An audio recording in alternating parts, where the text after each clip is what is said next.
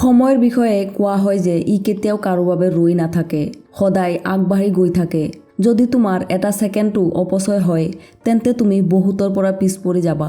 কাৰণ কোনে জানে কিমান মানুহে কষ্ট কৰি সেই এক ছেকেণ্ডতে তোমাক পিছলৈ এৰি থৈ গ'ল। কেৱল কাৰণটো হ'ল যে তুমি তোমাৰ সময় নষ্ট কৰি আছিলা। আৰু আটাইতকৈ বেয়া কথাটো কি জানানে? তুমি আৰম্ভণিৰে পৰাই জানা যে তুমি তোমাৰ সময় নষ্ট কৰি আছা।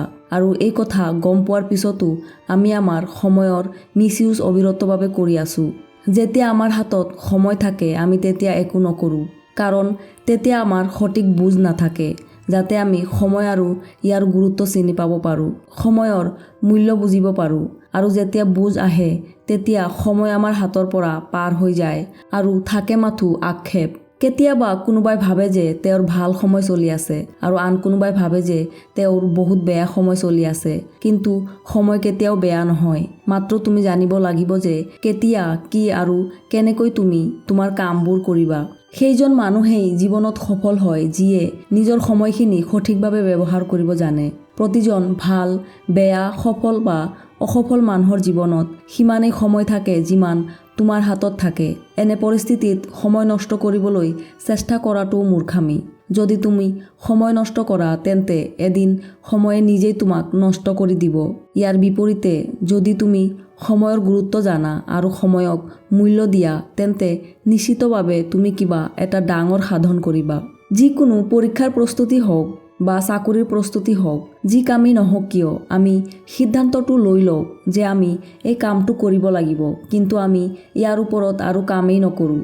আমি কেনেকৈ আৰু কেতিয়া কৰিব লাগে সেই বিষয়ে কোনো পৰিকল্পনাই নকৰোঁ বা কামটো আমি আৰম্ভই নকৰোঁ। পিছত কৰিম, কাইলৈ কৰিম, এই সকলোবোৰ অজুহাত চলিয়েই থাকে। আৰু কাইলৈ পিছুৱাই দিয়াৰ তোমাৰ এই অভ্যাসটোৱেই তোমাৰ আটাইতকৈ ডাঙৰ শত্ৰু।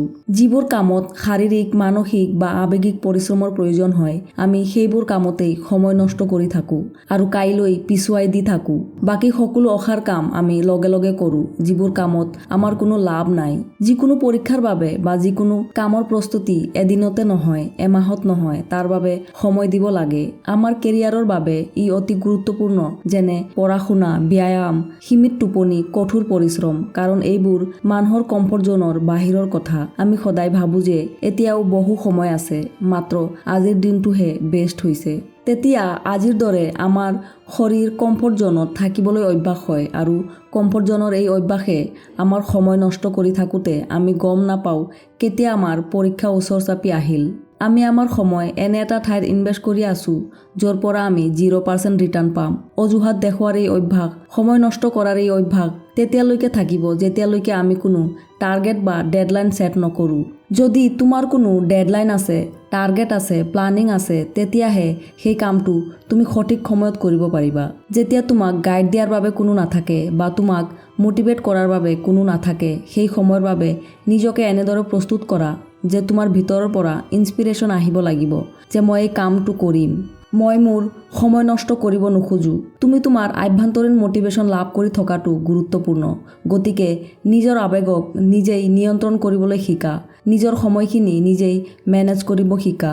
আটাইতকৈ গুৰুত্বপূৰ্ণ কথাটো হ'ল যে তুমি তোমাৰ জীৱনটো এনে এটা পথত ৰাখিবা য'ত তুমি নিজেই তোমাৰ 24 ঘণ্টা মেনেজমেণ্ট কৰি আছা।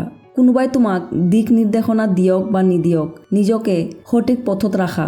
গোটেই দিনটোৰ বাবে এটা সূচী তৈয়াৰ কৰি এইদৰে নিজকে প্ৰস্তুত কৰা যে হয়, যিয়েই নহওক এই সময়ত এই কামটো মই কৰিবই লাগিব। শেষত 4টা কথা সদায় মনত ৰাখিবা, যি 4টা কথাই তোমাৰ জীৱন সলনি কৰিব পাৰে।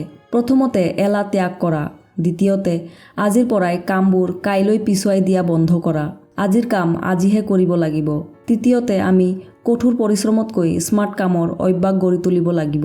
আৰু চতুৰ্থতে, কেতিয়াও সময় নষ্ট নকৰিবা, নহ'লে সময়ে তোমাক নষ্ট কৰিব আৰু তুমি মেনেজ কৰিব নোৱাৰিবা। নিজৰ যত্ন লোৱা, কঠোৰ পৰিশ্ৰম কৰা। কঠোৰ পৰিশ্ৰমৰ আধাৰত কেৱল নিজৰেই নহয়, দেশখনকো পৃথিৱীত বিখ্যাত কৰা। ধন্যবাদ ভিডিঅ'টো শেষলৈ চোৱাৰ বাবে।